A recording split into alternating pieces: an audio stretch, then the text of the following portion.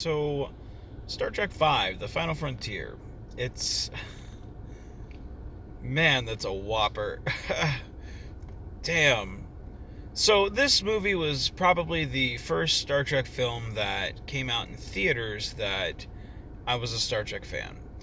And I actually bought the comic book of it. It was brand new, it was in the grocery store, or the gas station that was down the street. And I remember I begged my mom, please buy it. This is the comic book of the film, And I remember I begged her. I was like, we don't need to see the film as long as I have the comic book. This is so cool. She bought it. I read it. I thought it was great. Um, and then I think it was maybe a year later when it came to VHS, year and a half later, and I watched it. And I remember at the time I was disappointed in it, but I didn't want to let myself be disappointed. So I think that was the first time that I realized that you can kind of psych yourself out. Um, it's it really has a lot of charm to it. Is charm the right word? um, it's very tongue in cheek at moments. From Kirk's shirt, "This is Go Climb a Rock," to Chekhov and Sulu down on the planet, where they're blowing into the communicator, pretending they're in a snowstorm. To Scotty's, "I know this ship like the back of my," and then boom, it's said. Um, it's it's a film that's trying too hard to be something that Star Trek 4 was. Um, it's trying to be serious like Star Trek 2. It's trying to have all those important spiritual matters like Star Trek 3, and it's trying to be comedic like Star Trek 4. The one thing about the other three films um, is each one of those dealt with issues, and it took the entire time to deal with those issues. This film tries to cram all of those things into, you know, an hour and 40 minutes, an hour and 30 minutes, however long it was. And it does it very poorly. The Sean Connery looking guy who plays Cybok, I forget his name. That's how unimportant that the guy is. I'm sure he's a fine actor. I've heard other people say that he is. I don't know him from anything. I've never seen him in anything else. Um, I I want to say that it's the character that was written that was the problem, but I don't know. Um, I definitely think that that's part of the issue. This If the tone had been differently, if it had been directed differently, this could have been a really good thing, despite the setbacks of the film, despite them reaching the center of the galaxy in like 6 hours, I think it was, or 13 hours, or however long, like within the span of a day, reaching the center of the galaxy, which is fucking absurd. Um, even not knowing what we know now, how it takes like 75 years to reach the other side of the galaxy, like even not knowing that, like that's still like really that's pretty fucking quick. Um, so that being said, like it really has it's just all over the place. The Enterprise is the only ship that can do this job to go to Nimbus 3. That's absurd. You have how many ships in the quadrant? And you're right at Earth. Like what?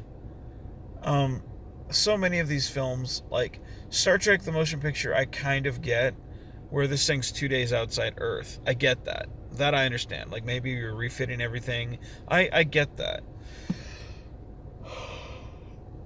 Star Trek 2, eh, maybe because of the sensitive information, you have Admiral Kirk go, I can, and he picks the Enterprise. I get that. Enterprise isn't the only ship, but because of circumstances, I get that. Star Trek 3, that rule doesn't apply. Star Trek 4, that rule doesn't apply. But Star Trek 5, you've got Starfleet. There's no indication that anything else has really kind of happened. Maybe you could say they're, you know, reaming in the effects of what happened in Star Trek 4, but there's nothing to indicate that. And then the Enterprise is still kind of tore up. It's still putting itself together, because it used to be, I think, the Yorktown or the Lexington, one of the two.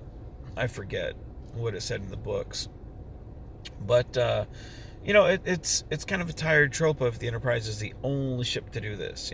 Again, it's regurgitating other things, and it's a very unoriginal vibe to this film. In my mind, how I would do this better: take away all that, type vibe to it. I don't think that works. Have a very serious plot thread of this cult leader who, take out the whole Cybox brother thing. I don't think that works, and it's not needed.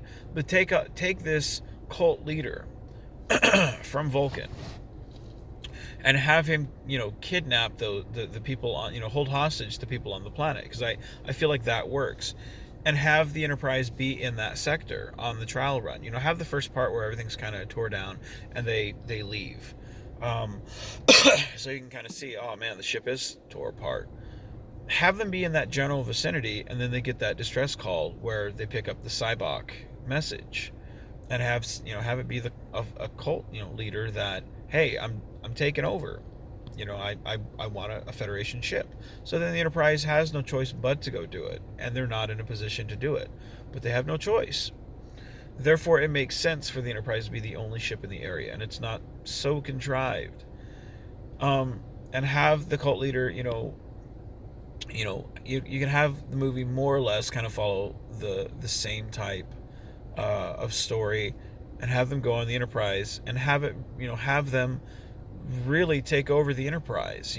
Have them actually take over parts of the ship. Have it be more or less, kind of a war movie where they're hoarding parts of the ship, and they're really trying to take over, but then the crew starts to become, for lack of a better word, assimilated as part of this, and then you don't know who did it. So then for 10 or 15 minutes, you've got this side story of, who do I trust, who do I not? And then Cybok becomes a serious threat.